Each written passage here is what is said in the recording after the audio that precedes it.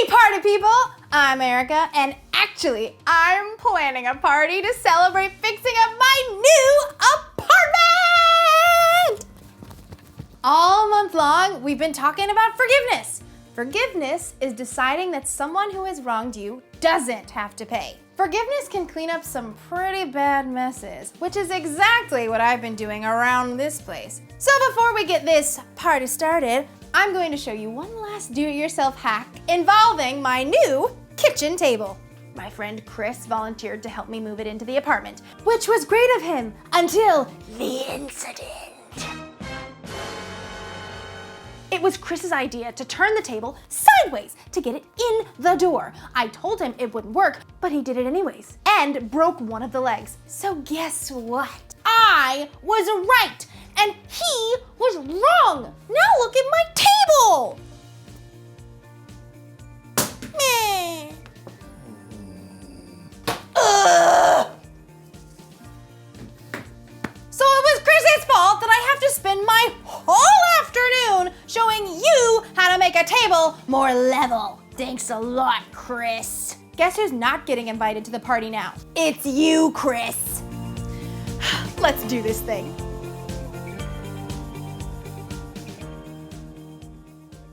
Huh, that was pretty easy, actually. Let's check this out. Test 1. Test 2. Ooh, yay! Last but not least, test 3. Oh man, so pretty good. Don't think that lets you off the hook, Chris. You're still missing out on my party.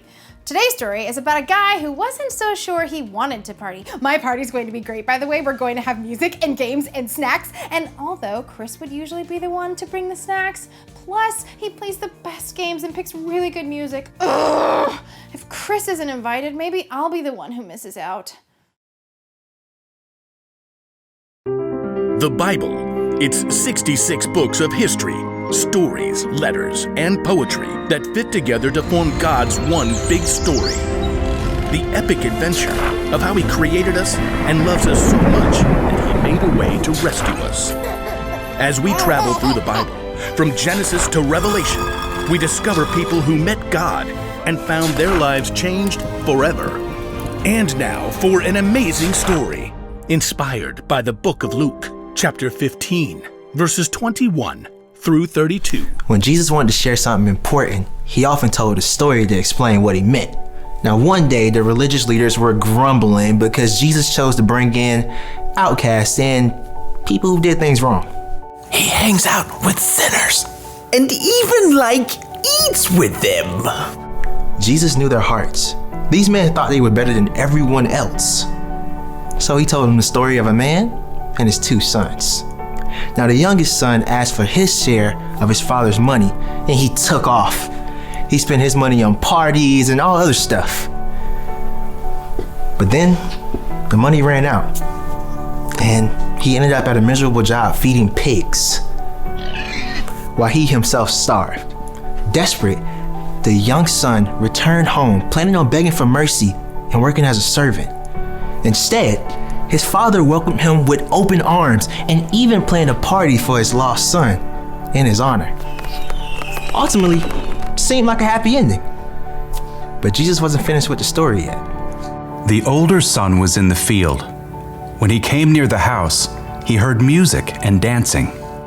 If Jesus were to tell that story to us today, it might sound something like this.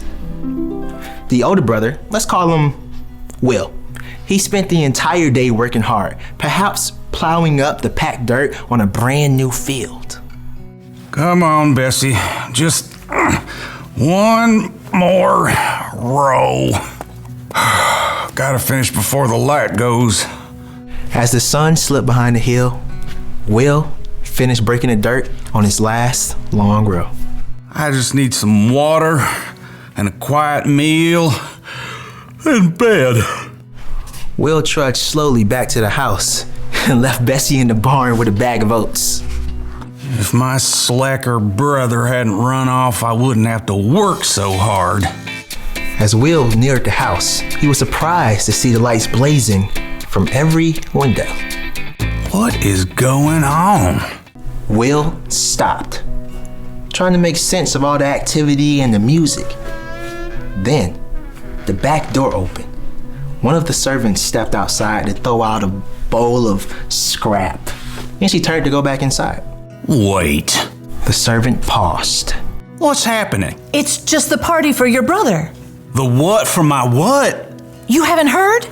Your brother showed up this afternoon. Your dad had the fattest calf killed and roasted to celebrate. He is so thankful Jake's safe. A party? My dad is throwing a party? I'll let the family know you're back. What? No. I am not coming in. The servant wrinkled her nose. Whew. You want someone to run you a bath first? Leave me alone. The servant hurried back inside. Will paced as his exhaustion vanished and anger coursed through his veins. I work all day. Every day. Has Dad ever thrown a party for me? Will stalked back and forth, fuming as the back door opened up again. His father hurried out. Will, here you are. Well, look at that. You decided to remember I exist. Your brother is back. He's okay. Well, that is just fantastic. We're all celebrating, but it's not complete without you. Come on inside.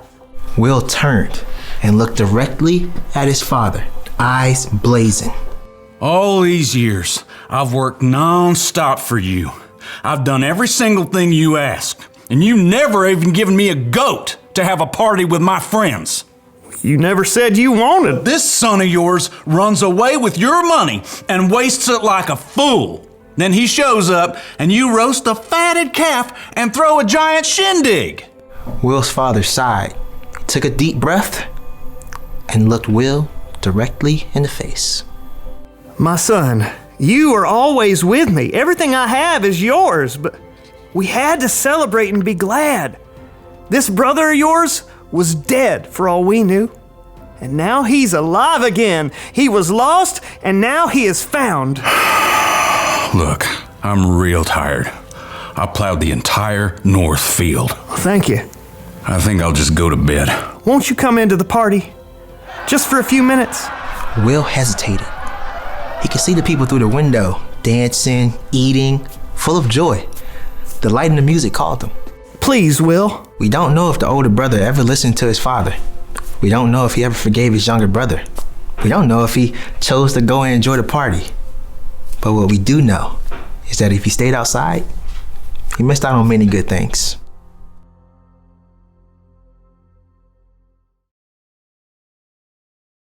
The older brother in Jesus' story totally missed out.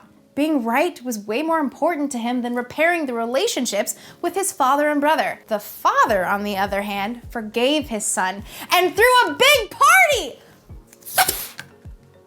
Forgiveness is something we should celebrate. Think about it. In the beginning, God decorated for the biggest party ever when he made paradise for his people. But over time, people got further and further and further away from paradise. So, God sent Jesus. Because of what Jesus did for us, we can be forgiven. Jesus even said that when someone turns to God, there's great joy in heaven. Maybe like a party! When you forgive someone in your heart, that's worth celebrating. I mean, forgiveness can save relationships. It can even make someone else feel like they matter. And forgiveness can take the weight off your shoulders too. But when you hold grudges and you don't forgive, you can miss out on all that stuff. That's why the one thing to remember today is this. When you don't forgive, you miss out.